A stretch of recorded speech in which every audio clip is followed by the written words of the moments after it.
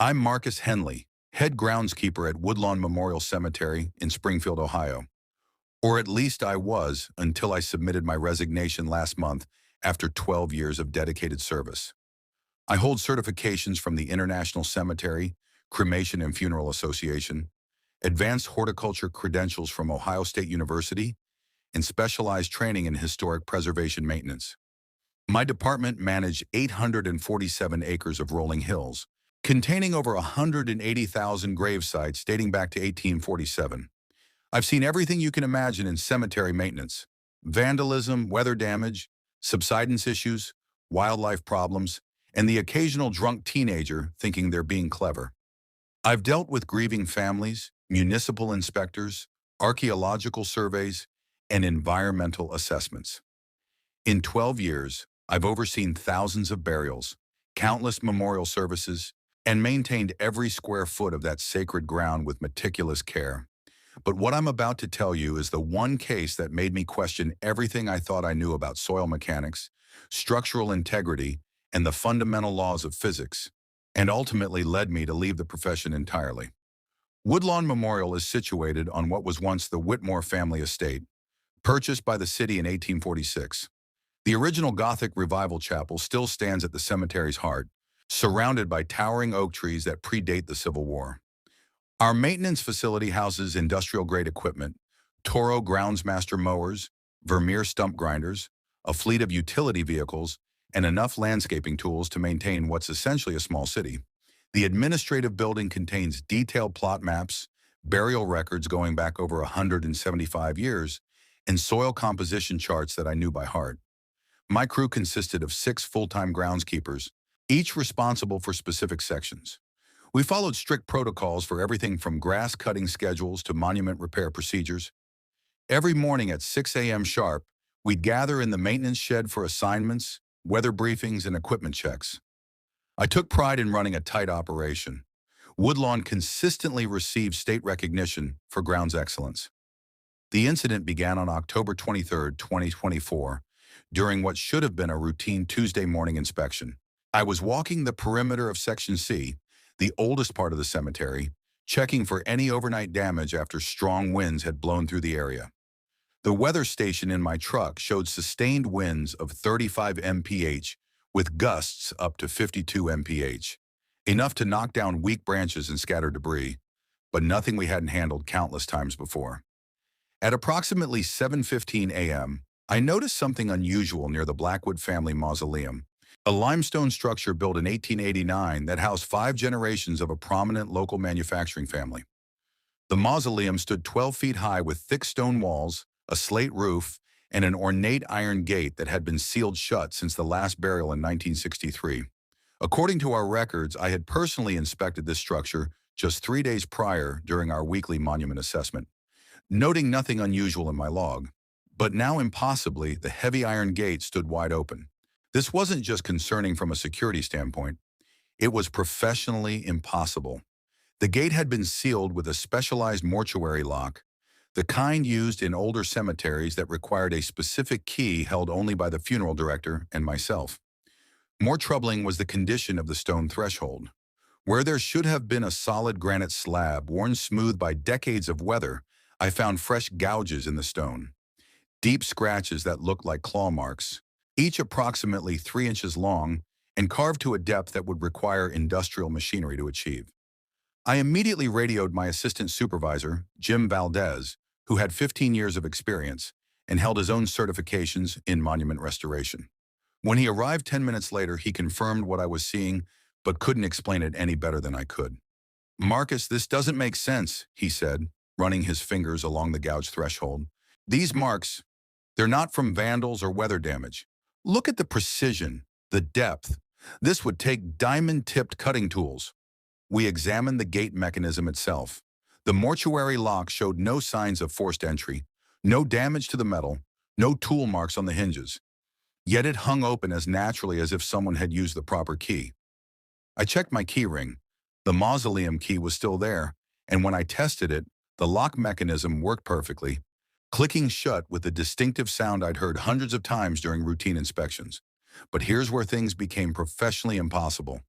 According to our digital access logs, maintained by the cemetery's electronic security system installed in 2019, no one had approached this mausoleum since my inspection on October 20th.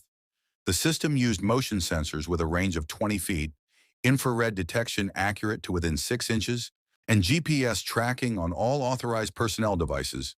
The data showed no movement in this area between 4:47 p.m. on October 20th and my arrival at 7:15 a.m. on October 23rd.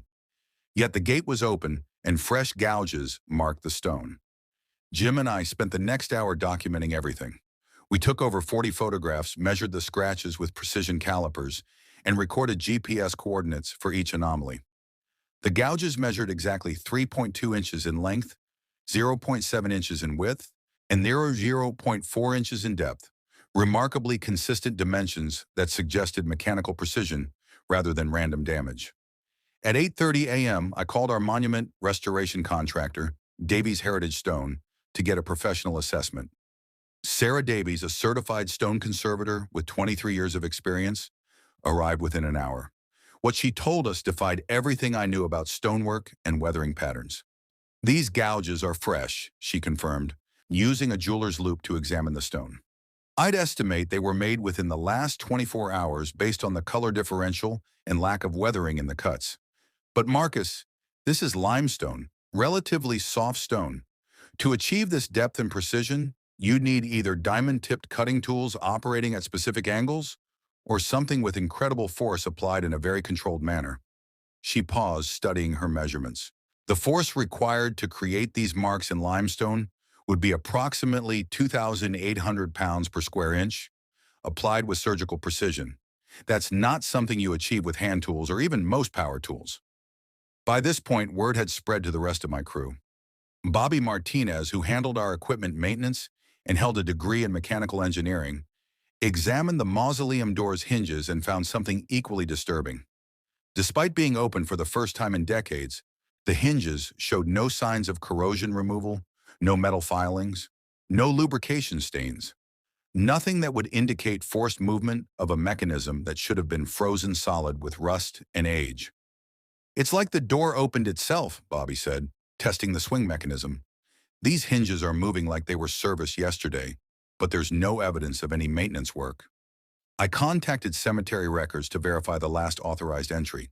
Our files, cross-referenced with the funeral home's records and the city's burial permits, confirmed that no one had legitimate access to this mausoleum since 1963. The last funeral director who held a key, Harold Morrison, had died in 1987, and his keys were transferred to our secure storage, where they remained sealed in evidence bags. That afternoon, I decided to review our security footage from the past week. Woodlawn had installed a comprehensive surveillance system in 2022, with high-definition cameras covering all major pathways and significant monuments. The camera positioned to monitor Section C had a clear sight line to the Blackwood Mausoleum from approximately 150 feet away. What I found on that footage still haunts me. At 2:47 a.m. on October 23rd, the camera recorded what appeared to be normal nighttime conditions. The mausoleum gate was clearly visible and securely closed. At 2:48 a.m., something moved across the frame. Not a person, not an animal, but a shadow that seemed to shift independently of any light source. For 17 seconds, this shadow passed between the camera and the mausoleum, and when it cleared, the gate was open. I watched this sequence 47 times. There was no visible cause for the shadow, no corresponding movement of trees or clouds that would create such an effect. Our weather station recorded no precipitation, no fog, and minimal wind during that time frame. The shadow moved with apparent purpose, following a direct path to the mausoleum, but cast no reflection on nearby monuments and seemed unaffected by the cemetery's LED lighting system. I called in our security consultant, retired police detective Robert Hayes, who specialized in video analysis. After examining the footage with professional enhancement software, he confirmed what I was seeing, but couldn't explain it. "Marcus, this is beyond my expertise," he admitted. "The shadow appears on multiple camera angles simultaneously, ruling out equipment malfunction. It moves consistently across different camera systems, which would be impossible if this were a technical glitch. But there's no identifiable source creating this shadow effect. The timestamp on the footage was verified against our atomic clock synchronization system, confirming that this event occurred exactly as recorded. Yet according to our motion sensors, infrared detectors, and perimeter alarms, nothing triggered any security alerts during this time frame. 3 days later, on October 26th, another incident occurred that shattered any remaining rational explanations I might have clung to. During my morning rounds at 6:45 a.m., I discovered that the gate to the Blackwood Mausoleum had been sealed shut again. Not just closed, but sealed with what appeared to be the original mortuary cement that had been removed without any trace of disturbance just days before.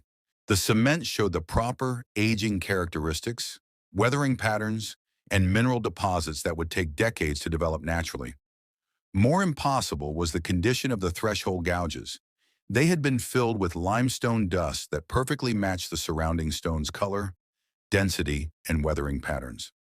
Laboratory analysis later confirmed that this limestone dust contained mineral compositions identical to the original 1889 quarry stone, including trace elements that are no longer present in modern limestone due to changes in quarrying techniques and environmental factors.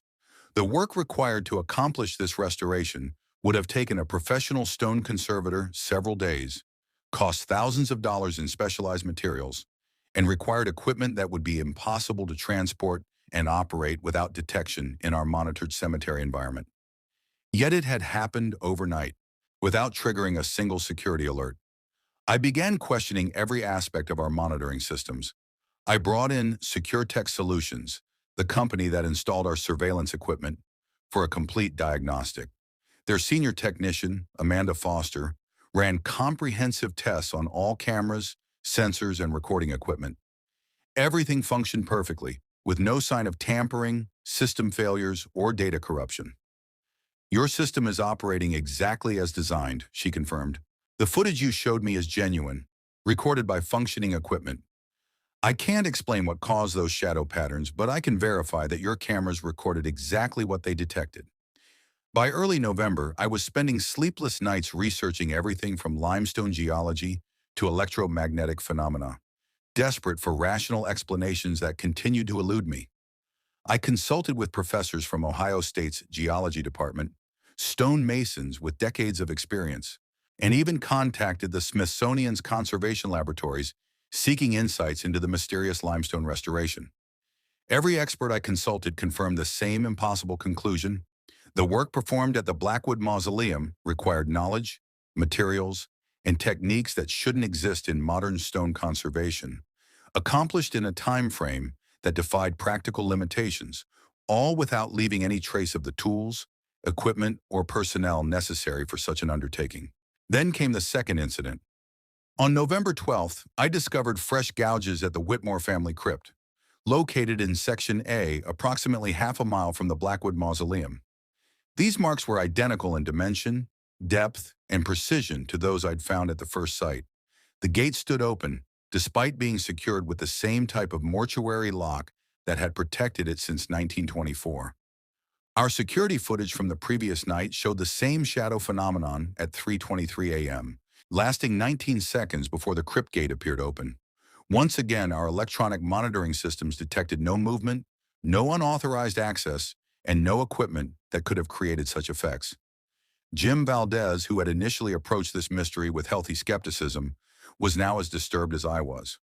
Marcus, in 15 years, I've never seen anything that couldn't be explained by vandalism, weather, or mechanical failure.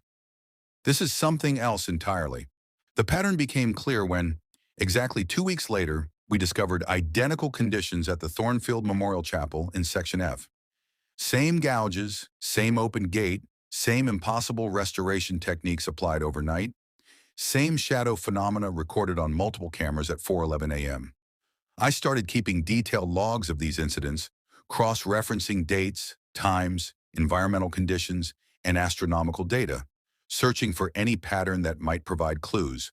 The incidents occurred at roughly 2-week intervals, always between 2:30 and 4:30 a.m., during periods of minimal lunar illumination.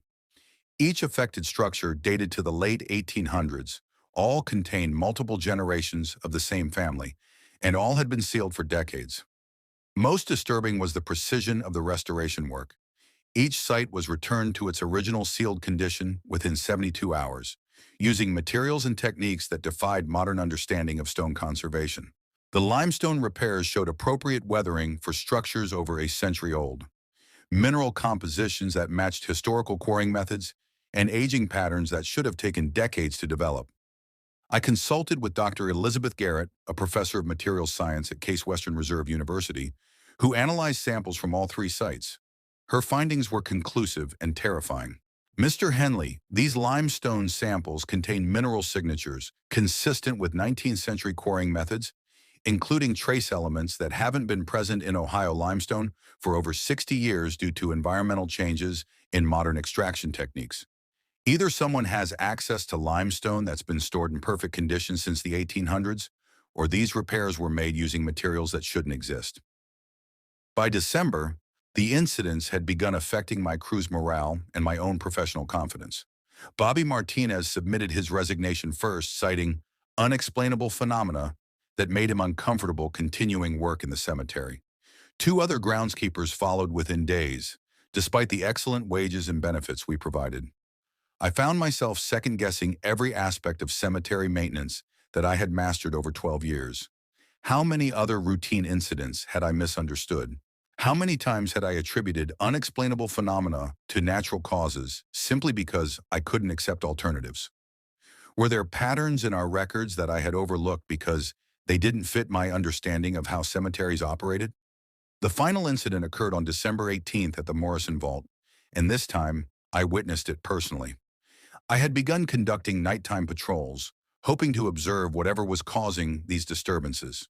At 3:45 a.m., equipped with thermal imaging equipment, digital cameras, and electromagnetic field detectors, I positioned myself approximately 200 feet from the Morrison Vault with a clear line of sight. At 3:52 a.m., my electromagnetic detector began registering massive field fluctuations, readings that spiked beyond the instrument's measurement capacity. The thermal imaging showed a temperature drop of 47 degrees in a localized area around the vault, despite ambient conditions remaining stable just 20 feet away. Then I saw it.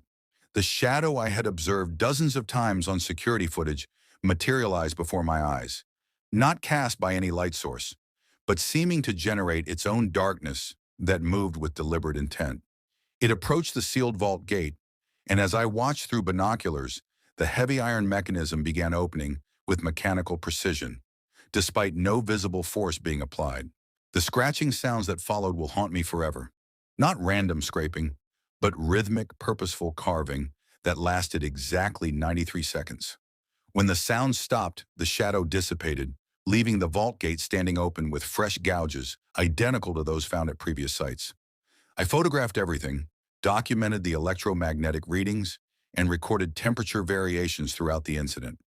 Yet when I reviewed my digital photos the next morning, they showed only normal nighttime cemetery conditions. The electromagnetic detector's memory contained no data from the previous evening, despite functioning perfectly before and after the incident. The Morrison Vault was restored to its original sealed condition within 48 hours, following the same impossible pattern established at previous sites. I submitted my resignation on January 15, 2025, after consulting with cemetery management, reviewing 12 years of incident reports, and accepting that some phenomena in this profession cannot be explained through conventional maintenance knowledge or rational analysis. In my final report, I documented 17 separate incidents spanning 4 months, each following consistent patterns that defied physical explanation. I provided detailed photographs, measurement data, laboratory analyses, and expert consultations, all confirming conditions that shouldn't exist according to everything I learned in over a decade of professional cemetery management. The new head groundskeeper, hired from a cemetery in Toledo, brings 20 years of experience and excellent credentials. I've briefed him thoroughly on standard maintenance procedures, equipment operation, and routine protocols. What I haven't told him is how many routine incidents in cemetery records might be misunderstood by professionals who assume rational explanations for every phenomena. Sometimes I wonder about the thousands of groundskeepers working in cemeteries across the country, maintaining sacred grounds with the same confidence I once possessed.